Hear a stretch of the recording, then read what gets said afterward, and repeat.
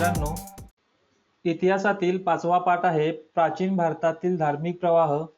या पाठाचा अभ्यास आपण केलेला आहे.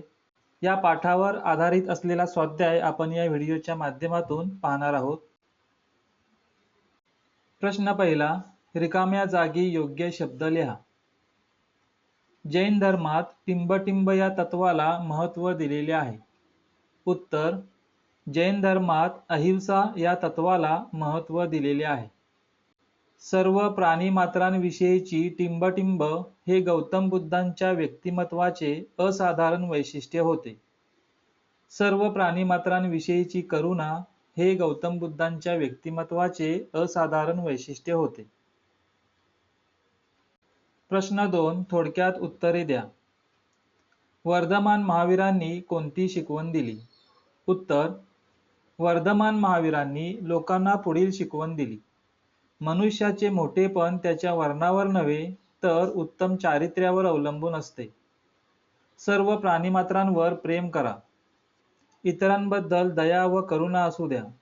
जगा व जगू द्या. आपले आचरण शुद्ध ठेवा. गौतम बुद्धांचे कोणते वचन विख्यात आहे? त्यातून कोणती मूल्य प्रकट होतात? छोटीशी चिमणी देखील आपल्या घरट्यात स्वच्छंदपणे चिवचिवते.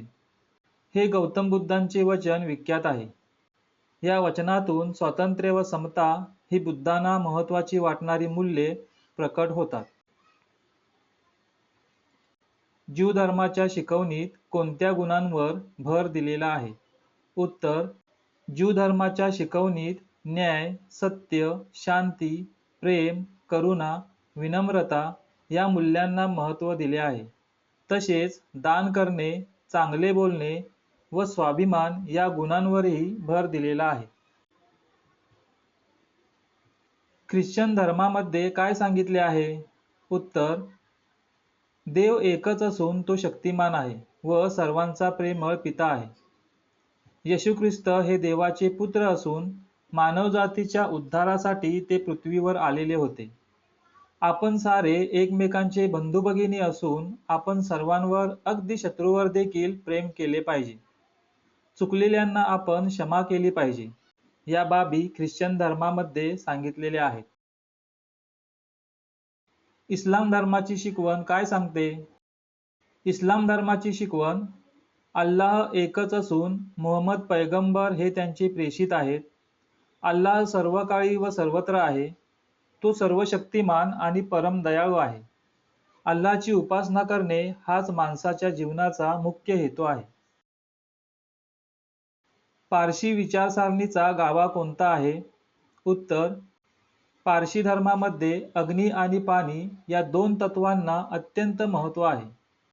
उत्तम विचार, उत्तम वाणी आणि उत्तम कृती या 3 प्रमुख तत्वांचे आचरण करणे हा पारशी विचारसरणीचा गाभा आहे. प्रश्न 3, टिपा लिहा. पहिली टीप आहे आर्य सत्य. गौतम बुद्धांच्या मते मानवी जीवनातील सर्व व्यवहारांच्या मुळाशी 4 सत्य आहेत. त्यांना आर्य सत्य म्हणतात.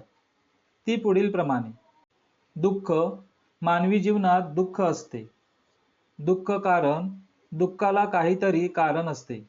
दुःख निवारण, दुःख दूर करता येते. प्रतिपद, शुद्ध आचरणाने दुःखाचा अंत करता येतो. दुसरी टीप आहे पंचशील. गौतम बुद्धांनी लोकांना पुढील 5 नियमांचे म्हणजेच पंचशीलाचे पालन करण्यास सांगितले आहे. 1. प्राण्यांची हत्या करू नये. 2. चोरी करू नये. 3. अनैतिक आचरण करू नये. 4. असत्य बोलू नये. 5. मादक पदार्थांचे सेवन करू नये. प्रश्न 4, खाली दिलेल्या पंचमहाव्रतांचे आणि त्रिरत्ने यांचे तक्त्यामध्ये वर्गीकरण करून लिहा. अहिंसा, सम्यक दर्शन, सत्य, अस्तेय, सम्यक ज्ञान, अपरिग्रह, सम्यक चरित्र आणि ब्रह्मचर्य यांचं आपल्याला पंचमहाव्रते आणि त्रिरत्ने यामध्ये वर्गीकरण करायचं आहे.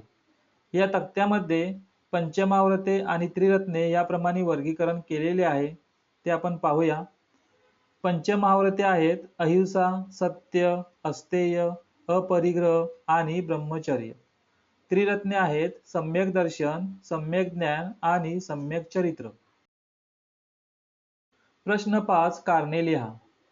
वर्धमान महावीरांना जीन का म्हणू लागले?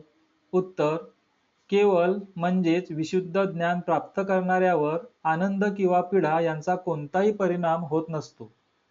वर्धमान महावीरांनी घरादाराचा त्याग करून 12.5 वर्ष तपश्चर्या करून हे विशुद्ध ज्ञान प्राप्त केले. वर्धमानांनी सर्व विकारांवर विजय मिळवला, म्हणून त्यांना जीन म्हणजे विकारांवर विजय मिळवणारा असे म्हटले जाऊ लागले. गौतम बुद्धांना बुद्ध असे का म्हटले गेले? उत्तर, मानवी जीवनात दुःख का आहे याचा शोध घेण्यासाठी गौतमांनी घरादाराचा त्याग करून ध्यानधारणा केली. त्यानंतर त्यांना मानवी जीवनाचे संपूर्ण ज्ञान प्राप्त झाले, म्हणून गौतमांना बुद्ध असे म्हटले जाऊ लागले. विद्यार्थी मित्रांनो, प्राचीन भारतातील धार्मिक प्रवाह या पाठावर आधारित स्वाध्याय आपण या व्हिडिओच्या माध्यमातून पाहिला. पुढील व्हिडिओमध्ये जनपदे आणि महाजनपदे या पाठाचा स्वाध्याय आपण अभ्यासणार आहोत. धन्यवाद.